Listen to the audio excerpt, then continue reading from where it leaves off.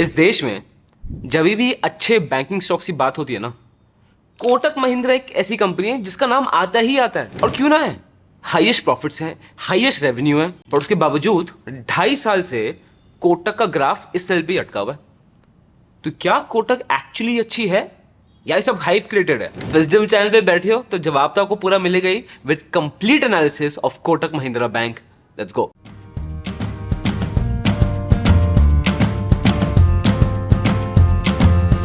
Hi guys, my name is Harsh Goyla. I'm an investor trainer and mentor in stock markets. और आज sir Kotak Mahindra bank की तो problem खत्म, पूरा fundamental analysis आज मिल जाएगा आपको।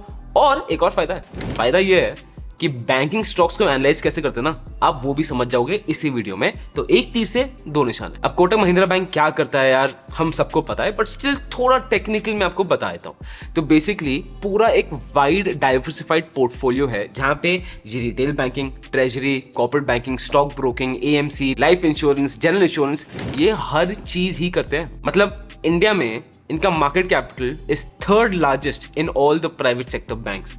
That itself shows what is Kotak Mahindra. मतलब अब अपने आसपास देख लो यार, आसपास किसी ना किसी का कोटक से तो कार्ड, बैंक कुछ ना कुछ तो होगा ही होगा।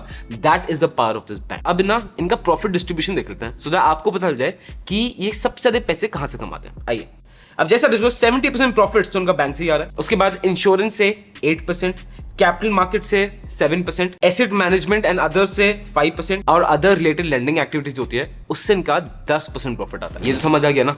अब एक स्टेप आगे बढ़ते हैं और अब इस बैंक को फंडामेंटली एनालाइज करते हैं। एंड ऑल्सो कभी भी आपको कोई बैंकिंग स्टॉक फंडामेंटली एनालाइज करना हो ना, तो आपको यही प्रोसेस फॉलो करना है, यही सारे पैरामीटर्स चेक करना है, बिकॉज बैंकिंग इंडस्ट्री को एनालाइज करना ना काफी डिफरेंट होता है कंपेयर टू अदर स्टॉक्स। आइए, सबसे पहले मैं देखूंगा एसेट क्वालिटी। अब बैंक के लिए एसेट क्या होता है? बैंक एसेट होता है लोन्स, बिकॉज लोन दे रहे हैं, कल को वही तो पैसे इंटरेस्ट के साथ वापस देगा, एसेट ही है। और अगर ये एसेट खराब हो जाता है, अगर कोई लोन खराब हो जाता है, बैड डेट है, पता है लोन पैसे नहीं दे रहे, तो इनको बोलते हैं non performing assets, basically bad debt. अब इसमें भी दो कैटेगरीज होती हैं। एक तो होता है ग्रॉस एनपीए, जिसने 3 महीने तक पेमेंट नहीं की है। एक होता है नेट एनपीए। नेट एनपीए होता है जब बैंक मान चुका है कि भाई देखो ये पैसे नहीं देने वाला, बैंक हर लोन के लिए एक प्रोविजन रखता है, उस प्रोविजन को सब्ट्रैक्ट करने के बाद नेट एनपीए आता है।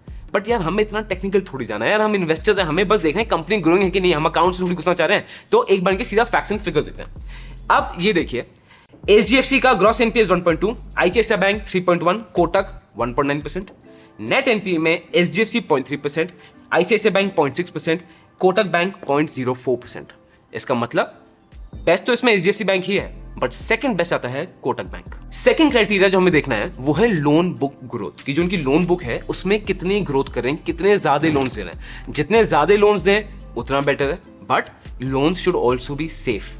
तो अगर मैं इनका ग्रॉस और नेट एनपीए देखूंगा तो सेकंड नंबर पे आ रहे हैं एचडीएफसी के बाद। तो जो जिस एंगल से लोन दे रहे हैं, जो देख के दे रहे हैं, ये इतना बुरा नहीं है। क्यों? क्योंकि इनके एनपीए इतने ज्यादा नहीं है। तो अब देखते हैं कि लोन बुक में ग्रोथ कितनी है, कितने लोन दे रहे हैं। और इसमें सर कोटक बैंक नंबर 1 है विद 22.90%। ये एक बहुत बड़ा लीड है फॉर कोटक बैंक। फिर आते हैं डिपॉजिट ग्रोथ में। अब डिपॉजिट बहुत टाइप के डिपॉजिट्स होते हैं, ठीक है, सिर्फ सेविंग्स अकाउंट, करंट अकाउंट नहीं होता, आपके फिक्स डिपॉजिट भी होते हैं, कुछ आरडी भी हो गया, 50 टाइप के डिपॉजिट होते हैं। आपको पता है यार बैंक में क्या क्या होता है। तो सबसे ज्यादा डिपॉजिट ग्रोथ इसके यहाँ पे आप देखेंगे Kotak is only at 12.90%, second number पे है, बट एचडीएफसी इज एट 20%। 8% का डिफरेंस है, ये डिफरेंस बहुत ज्यादा है। इसके बाद देखेंगे कासा रेशियो। कासा रेशियो होता है करंट अकाउंट, सेविंग्स अकाउंट। अब ये एक बैंक के लिए इतना जरूरी क्यों है, इसका अलग से ही रेशियो क्यों बना के रखा है? करंट अकाउंट में बैंक कितना इंटरेस्ट रेट देता है आपको? 0। सेविंग्स अकाउंट में 4%, 3.5%, 4, 5 मैक्स। तो ये ऐसे फंड्स हैं जो सबसे बैंक को सस्ते में मिल जाते हैं। अब जस्ट इमेजिन इतने सस्ते में पैसे आ रहा है और बैंक इसको आगे लोन दे रहा है, उतना ही तो ज्यादा प्रॉफिटेबिलिटी होगी। तो जितना ज्यादा कासा होगी बैंक के लिए ना, उतना ही ज्यादा एडवांटेज होता है उस बैंक को टू बिकम प्रॉफिटेबल और टू स्टे प्रॉफिटेबल। अब ये देखते हैं, यहां आप देखेंगे कोटक बैंक का कासा इज एट 53.3%, हाईएस्ट, मतलब बहुत मेजरली ज्यादा है ये, विच इज फैंटास्टिक। इसलिए मैं आपको वीडियो स्टार्ट में बोला था, या तो आपका कोटक से कुछ बैंक की डीलिंग होगी या आपके आसपास में तो किसी की ना होगी ही होगी, बिकॉज ये हमें स्टैट्स दिखा रहे हैं। अब कासा देख लिया तो प्रॉफिटेबिलिटी भी देख लेते हैं। मैं बात करना चाह रहा हूं नेट इंटरेस्ट मार्जिन की। अब नेट इंटरेस्ट मार्जिन क्या होता है? बैंक को पैसे मिल रहे हैं 3% पर एनम की रेट पे, बैंक आगे उधारी दे रहा है उसको 11% पर एनम की रेट पे, तो नेट इंटरेस्ट मार्जिन कितना हुआ 8%। 8% सर सीधा बैंक की जेब में आता है। ऑब्वियसली जितना ही ज्यादा होगा उतना ही बेटर होगा। और यहां पे आप देख रहे हैं कोटक इज एट 5.50% मैक्सिमम, और इसका बहुत मेजर रीजन इसलिए है बिकॉज कोटक के पास कासा डिपॉजिट सब ज्यादा है, और जितना ज्यादा कासा होगा उतने उनकी कॉस्ट ऑफ फंड्स लोअर होगी, उतना उनका नेट इंटरेस्ट मार्जिन बढ़ जाएगा। समझ आ रहा है ना? अगर आ रहा है ना तो कमेंट बॉक्स में एक दिल लिख के दे दो, तो मुझे भी पता चल जाएगा कि आपको ये वीडियोस पसंद आ रही है। और फिर बात करते हैं रिटर्न ऑन एसेट्स की। रिटर्न ऑन एसेट बेसिकली दिखाता है कि जितना भी कोटक के पास एसेट्स हैं कितने ज्यादा रिटर्न ले रहा है। मतलब आई थिंक काफी स्ट्रेट फॉरवर्ड था, बट आप समझो ना, तो ऑब्वियसली जितना ज्यादा रिटर्न ऑन एसेट्स है मतलब उतना ही ज्यादा उस कंपनी की मैनेजमेंट अपने एसेट्स को प्रॉपर्ली यूटिलाइज कर पा रही है। इसके आप चार्ट देखोगे, देन अगेन कोटक इसमें नंबर 1 है विद 2.5%, और सेकंड नंबर पे दोनों एचडीएफसी आईसीआई से आते हैं विद 2.3%। ये तो देखिए सर हो गया फंडामेंटल एनालिसिस। अब मैं बात करना चाह रहा हूं प्रोस की भी एंड कॉन्स की भी, और कौन से समझ आएगा कि स्टॉक चढ़ क्यों नहीं रहा। आपको पता है यार, मुझे तो खाने की पहले मिठाई पसंद है, तो पहले मीठे से शुरू करेंगे प्रोस से। सबसे पहले शुरुआत करते हैं सर क्रेडिट कार्ड ग्रोथ से। अब क्रेडिट कार्ड जो बिजनेस है ना, बैंक के लिए सबसे ज्यादा प्रॉफिटेबल बिजनेस होता है, सबसे ज्यादा प्रॉफिटेबल। तो ऑब्वियसली जितनी ज्यादा क्रेडिट कार्ड ग्रोथ होगी उतना ही बैंक के लिए स्ट्रांग होगा। और जैसे आप यहां देख रहे हैं, कोटक की ईयर ऑन ईयर 85% की ग्रोथ है in credit cards and quarter on quarter 16%, which is. और उसके बाद ये बैंक डाइवर्सिफाई भी कर रहा है, और बहुत इनका फोकस है। ये चाह रहे हैं अपने बिजनेस को और डाइवर्सिफाई करें, प्राइवेट इक्विटी में, हेज फंड्स में है, रियल एस्टेट में है, और प्राइवेट डेट में भी है। और अगले फाइनेंशियल ईयर तक ये प्लान करें कि 150 ब्रांचेस और खोल देंगे, और अपने डिजिटल प्रेजेंस को बढ़ाने के लिए, डिजिटल इंटरफेस को बेटर करने के लिए उसमें और इन्वेस्ट और टाइम जाएगा। तो ये सब देख के ना, एज ए इन्वेस्टर मुझे एक श्योरिटी हो जाती है कि देखो यार, मैं ये स्टॉक फ्यूचर के लिए खरीद रहा हूं, तो फ्यूचर के लिए ये कंपनी बढ़ने के लिए काम कर रही है। बट अब बात करते हैं कॉन्स की।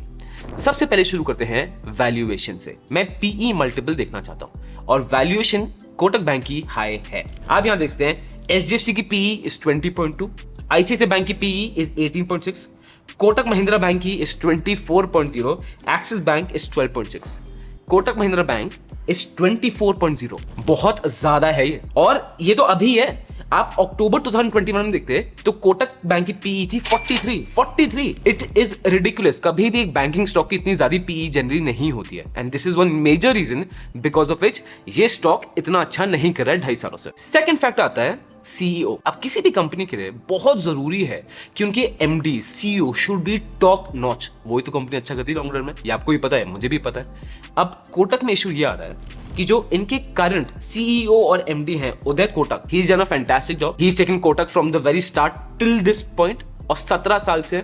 But according to RBI new rules उनको ये पोजीशन अब छोड़नी पड़ेगी। आरबीआई के हिसाब से जो आदमी एमडी और सीईओ है, या एक होल टाइम डायरेक्टर है ना बैंक, एंड वो प्रमोटर है, मतलब उसके पास मेन शेयर होल्डिंग उस बैंक की, वो 12 सालों से ज्यादा बैंक का सीईओ और एमडी की चेयर नहीं पकड़ सकता। एंड हो सकता है इसको 15 साल भी कर दे आरबीआई, बट उदय कोटक को 17 साल हो गए, तो बहुत ज्यादा चांसेस हैं that Uday Kotak will have to leave his position. और यहां पे प्रॉब्लम ये आ रही है कि इनका सक्सेसर अभी तक मिला नहीं है। उदय कोटक के सबसे बड़े बेटे हैं Jai Kotak, but they are saying कि Jai Kotak is not ready to handle this right now, which मुझे थोड़ा कॉन्फिडेंट फील कराता है, because this is not a company जो बोलते हैं ना नेपोटिज्म में चलती आ रही है, या फिर बस बेटे को मिलता जाएगा उस पर चलती आ रही है। ये कंपनी वो है जो प्रोफेशनली रन कंपनी है, which is fantastic. But at the same time Hunt for the new CEO still on. एक और जो उनका कौन है वो आता है आरबीआई से पंगे,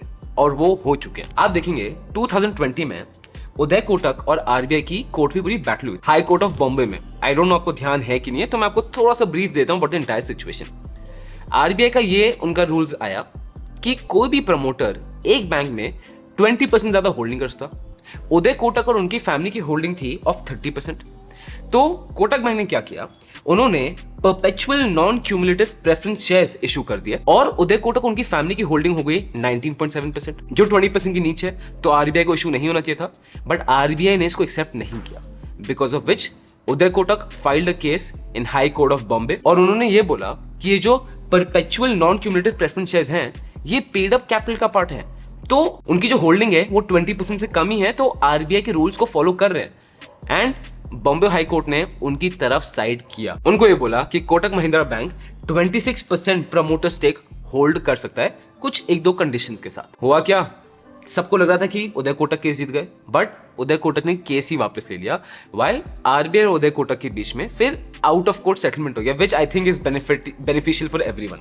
आरबीआई ने बस एक कंडीशन डाली कि आपके पास 26% स्टेक है, जो बॉम्बे हाई कोर्ट ने बोला था, बट आपके पास वोटिंग राइट्स सिर्फ 15% तक के ही होंगे, विच दे अग्रीड। अब आई डोंट नो इसको कौन बोलते हैं कि नहीं, but they have had a history with RBI. मतलब वही यार, अगर तुमने जंगल के शेर से पंगा ले रखा है और बाद में कभी कुछ प्रॉब्लम हो गई और बढ़ भी सकती है कि आप तो यही इशू दोबारा खड़ा हो जाए। So this is one small concern I have. And उसके बाद जो कंसर्न आता है वो कोटक का नहीं हो तो पूरे बैंकिंग इंडस्ट्री का ही है, deposits.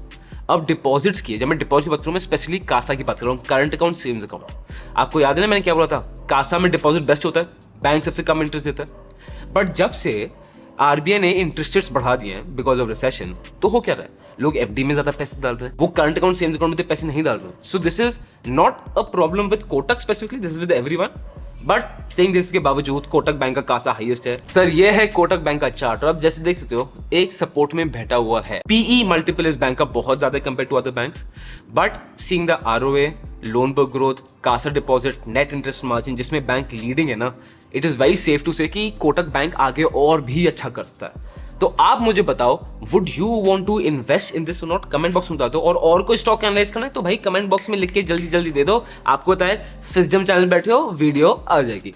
Investment in securities market are subject to market risk. Read all the related documents carefully before investing.